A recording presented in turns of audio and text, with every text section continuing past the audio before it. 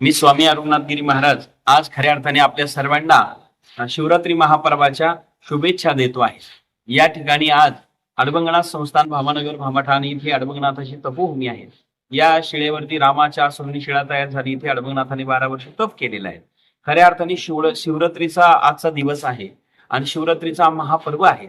महापर्वाच्या काळामध्ये जो कोणी भगवान शिवाचं नामस्मरण करतो, भगवान शिवाची भक्ती करतो, त्याला काम क्रोध इत्यादी दोष बाधा होत नाही। वाचे वदता शिवनाम तयान बाधी क्रोध काम, काम क्रोध त्याला बाधत नाही। शिवाचं नामस्मरण करतो। भगवान शिव कसे आहेत? शिव भोळा चक्रवर्ती, त्याचे पाय माझे चित्ते, वाचे वदता शिवनाम तया न बाधी क्रोध काम। भगवान शंकर असे आहे की ते या जगाचे चक्रवर्ती साम्राज्याचे मालक आहे। शिव भोळा चक्रवर्ती, त्याचे पाय माझे चित्ते। कोणाचे पाय चित्तात असावा? तर भगवान शंकराचे पाय हे चित्तामध्ये धारण करावा। कारण भगवान शंकराच्या चित्तात पाय धारण केले की त्याला काम क्रोध इत्यादी त्रास होत नाही। वाचे वत्ता शिवनाम तयान बाधी क्रोध काम। फायदा काय होतो? धर्म अर्थ काम मोक्ष, धर्म असेल, काम असेल, मोक्ष असेल, या सगळ्या गोष्टीची सिद्धी प्राप्ती होते आहे, सिद्धीची प्राप्ती होते आहे। आणि मग ह्या सगळ्या गोष्टी ज्याला प्राप्त होत असेल, कशाच्या जोरावर? भगवान शंकराच्या भक्तीच्या जोरावर। आणि म्हणून एका जनार्दनी शिव निवरी कळी काळाचा भेव, कळी काळ सुद्धा त्याला बाधा करत नाही, भीती राहत नाही। म्हणून भगवान शंकर हे दयाळू आहे, भगवान शंकर कृपाळू आहे। आणि भगवान शंकर दयाळू कृपाळू असल्यामुळे आज महाशिवरात्र आहे। आज या दिवशी ओम नमः शिवायचा जो कोणी जप करतो, ओम नमः शिवाय मंत्राचा जप करत आहे, अशा ठिकाणी जप करत असताना जो या ठिकाणी जप करतो, साधना करतो, त्याच्यावरती भगवंताची कृपा अविरत अखंडपणे सदैव प्राप्त होत असते। ओम नमः शिवाय, ओम नमः शिवाय या मंत्राचा जप आज मात्र रात्रभर करावा, दिवसभर करावा, निदान रात्री 12 वाजेपर्यंत तरी प्रत्येक भक्ताने करावा। आणि म्हणून आज या ठिकाणी शिवरात्र उत्सव साजरा झालेला आहे। अडबंगनाथ संस्थाच्या वतीने सर्व भाविकांना मी अडबंगनाथांचा प्रगट दिन आज आहे। या ठिकाणी हरिभक्ती पारायण प्रेममूर्ती कैलास महाराज दुशिंग यांचा हा सुंदर असं प्रवचन झालेलं आहे। रघुनाथ पाटील मुठे अण्णा मुठे वडगावचे त्यांच्या वतीने महाप्रसाद झालेला आहे।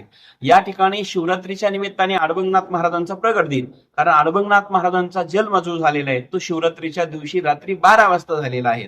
म्हणून अडबंगनाथ संस्थान या ठिकाणी शिवरात्रीलाही महत्व आहे आणि अडबंगनाथ प्रगट दिनालाही महत्व आहे। अडबंगनाथ महाराज अग्नीचा अवतार आहे आणि अग्नीच्या अवताराच्या अडबंगनाथ महाराजांनी, अग्नी म्हणजे भगवान शंकराचा तिसऱ्या नेत्रातून प्रगट झालेला आहे।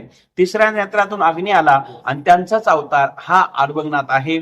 आज अडबंगनाथ प्रगट दिनानिमित्ताने भव्य दिव्य कार्यक्रम या ठिकाणी झाला। अनेक लोकांनी सकाळपासून भेटी दिलेल्या आहेत। रात्री 12 वाजेपर्यंत हा उत्सव सुरू आहे।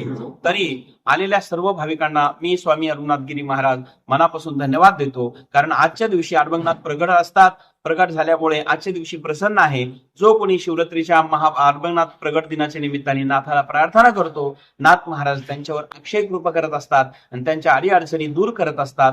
अशी ही भूमी अडबंगनाथ महाराजांची। धन्य धन्य अडबंगनाथा, तुमच्या चरणी ठेवितो माता। ही भूमी जी आहे जगाला ज्यांनी दाखवली ती सरळा पेठाचे 5वे महंत माझे सद्गुरू नारायणगिरीजी महाराज यांनी कृपा केली, त्यांनी आशीर्वाद दिले आणि त्यांच्याच आशीर्वादाने, त्यांच्याच हस्ते या मंदिराची पायाभरणी झालेली आहे। 2005 साली विजयादशमी 2005 ला मंदिराला या ठिकाणी सुरुवात झाली आणि असं हे अडबंगनाथ तपोभूमीचं मंदिर असणारं सुंदर बांधण्यात आलेलं आहे।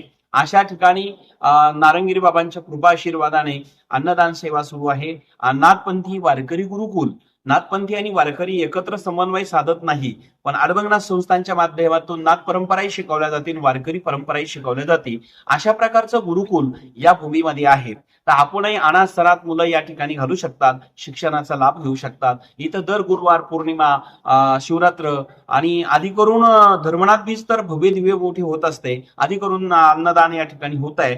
आपणही त्याचा लाभ घेऊ शकतात। आणि आजच्या दिवशी अडबंगनाथ प्रगट दिनाच्या हार्दिक हार्दिक शुभेच्छा देतो। मी स्वामी अरुणनाथगिरी महाराज एक आवाहन करतो, जे आतापर्यंत अडबंगनाथ दर्शनाला आलेले नसतील त्यांनी श्रीरामपूर तालुक्यातील नेवाशा रोडला भोकर गाव आहे, तिथं भव्य अडबंगनाथाची प्रवेशद्वार झालेला आहे। तिथून अगदी 3 किलोमीटर जंगलामध्ये अडबंगनाथ महाराजांचं स्थान आहे आणि या ठिकाणी येऊन आपला असणारं जीवन धन्य करावा। आणि अडबंगनाथाची तपशिला, रामाच्या अश्रूची शिळा आणि अडबंगनाथाची तपोभूमी या ठिकाणीच असणारी मंदिरामध्ये 1000 वर्षाची विहीरवारो प्रगट झालेली आहेत। याचा दर्शनाचा लाभ घ्यावा हेच आवाहन करतो आणि आनंद जीवनात प्राप्त करावा. जय हरी, जय अडबंगनाथ. आदेश अलक निरंजन.